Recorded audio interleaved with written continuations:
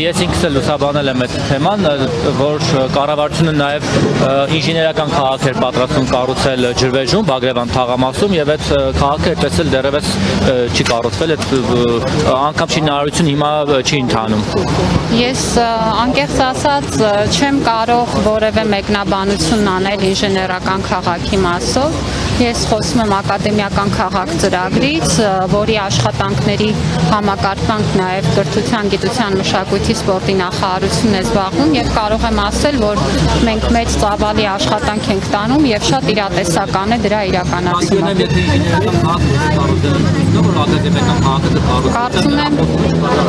Ես կարծում եմ ձեզ պատասխանեցի, մենք առաջիկա նիստերին կառավարությունում կունենանք լրացուցիչ որոշումներ, որոնցով արդեն նախագծման աշխատանքների պայմանագրերը կստորագրվեն, գույքերի հատկացման որոշումները կլինեն եւ գիտեք, այդտեղ մի մեթոդ կա ապացուցման, ժամանակն է, որի ընթացքում դուք պիտի տեսնեք այդ աշխատանքը, որ արվում է։ Տիկին Անդրեասյան, ձեր զավակներից մեկը գնացել է արտասահմանում կրթություն ստանալու։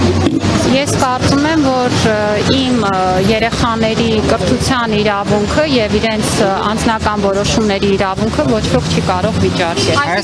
Հայաստանի հույս չեն կապում։ Հայաստանի հետ հույս չեն կապում ձեր զավակները։ Իմ երեխաները այստեղ պետական դպրոցներում հանրակրթության համակարգում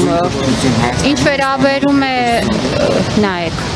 այս պահին իմ երեխաներից մեկն է, որ բարձրագույն կրթության համակարգ է մուտք գործել եւ իր անձնական որոշմամբ ընտրել է այն բուհը, որտեղ կրթությունը շարունակվում է։ Այդ բուհը որտեղ է, Հայաստանում թե Հայաստանից դուրս։ Այդ բուհը չի գտնվում Հայաստանում եւ ես համարում եմ, որ դուք մտնում եք մի անձնական տվյալի տիրույթ, որի իրավունքը բացարձակական է։ Կանցերի իր անձնական հարցը չի, խնդիրը այն է, որ կրթության նախարարի զավակներից մեկը նախընտրել է իր ուսումը շարունակել ոչ թե Հայաստանի կրթական համակարգում, որը ղեկավարում է իր մայրը, այլ դրսում։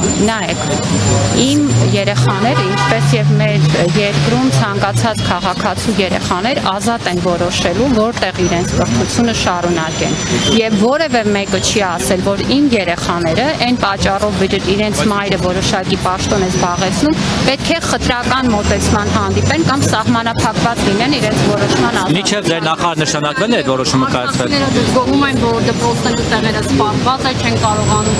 տեղավորեն, նաեւ մանկապարտեզներին այս հարցին էր անդրադարձել եւ եւս մեկ հարց դարձյալ արցախցիների թեմայով մասնավոր բուհերը, որոնց շատերը սովորում են, քանի որ այդ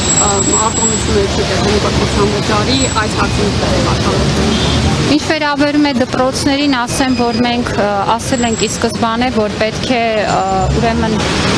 տեղավորվեն, քանի որ մենք չենք խոսում ժամանակավոր մի իրավիճակի մասին եւ այնպիսի լուծումներ ենք փորձում գտնել, որոնք ավելի երկարաժամկետ են։ Առաջին հերթին երեխաները տեղավորվում են այն դպրոցներում, որտեղ կան լիցենզիոն ազատ տեղեր։ Եվ բնականաբար սրա մասին տեղեկացված են թե քաղաքապետարանի կրթության վարչությունը, թե մարզպետարանները, մենք նաեւ Տելեգրամյան հատուկ ալիք ունենք, որ բացել ենք այդ աջակցության համար, արագ հարցերին պատասխանելու համար եւ բնականաբար պատրաստ ենք ամենաարագ ձևով ուղղորդել, թե որ դպրոցում կա ազատ տեղ։ Եթե տվյալ բնակավայրում ազատ տեղ ունեցող դպրոց չկա, ապա երեխաները ընդունվում են դպրոց անկախ ազատ տեղերի առկայությունից։ Այնպես որ այս հարցը կարգավորվում է եւ այստեղ ավելի շատ իրազեկման խնդիր ունենք, որպեսզի մեր քաղաքացիներին եւ մեր հայրենակիցներին իրազեկենք։ Ինչ վերաբերում է մանկապարտեզներին, ելի իրավիճակը շատ տարբեր է։ Գիտեք, Երևան քաղաքում շուրջ 8000 երեխա սպասում է մանկապարտեզ գնալու իր հերթին եւ այստեղ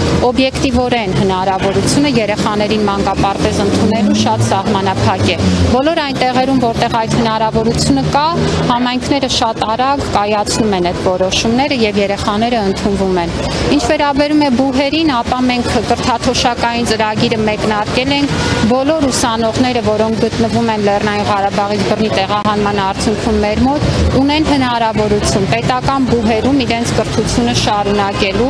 եւ հրապարակված է բուհերի քոլեջների ուսումնաների ցանկ արդեն 1155 ուսանող բուհերից դիմել են մեր բուհեր եւ հաշվառվել են, խոսքը պետական բուհերի մասին է։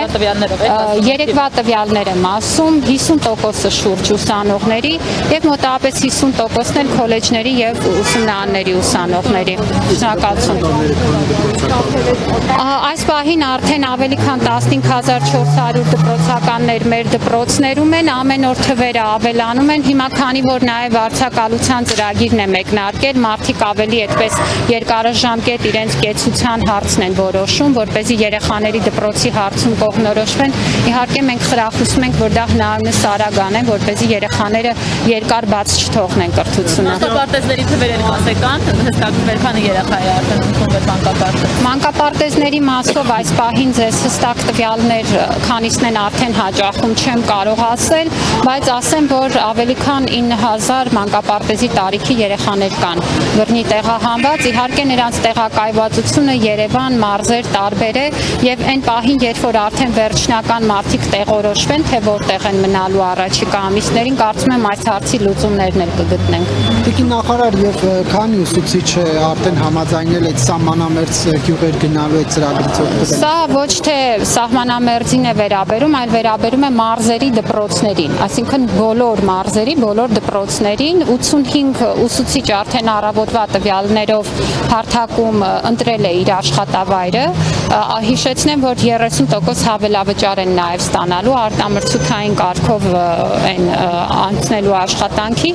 իսկ Սյունիքում, Վայոց ձորում, Գեղարքունիքի եւ Տավուշի որոշ համայնքներում նաև լրացուցիչ ամսական 50,000 դրամ։ Ուսանողների թեմային վերադառնալով մեկ ճշտում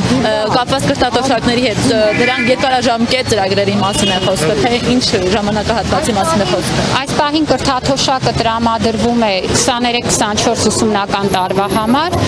եւ արդեն մինչեւ այս ուսումնական տարվա վերջը մենք կունենանք ավելի երկարաժամկետ որոշումներ ամբողջ ուսումնառության ընթացքի համար։ Ուսուցիչների հավելավճարն էլ դա 23-24։ Ուսուցիչների հավելավճարները տրամադրվելու է առավելագույնը 2 տարի ժամկետով, ինչպես որ մեր գործուղման կարգն է։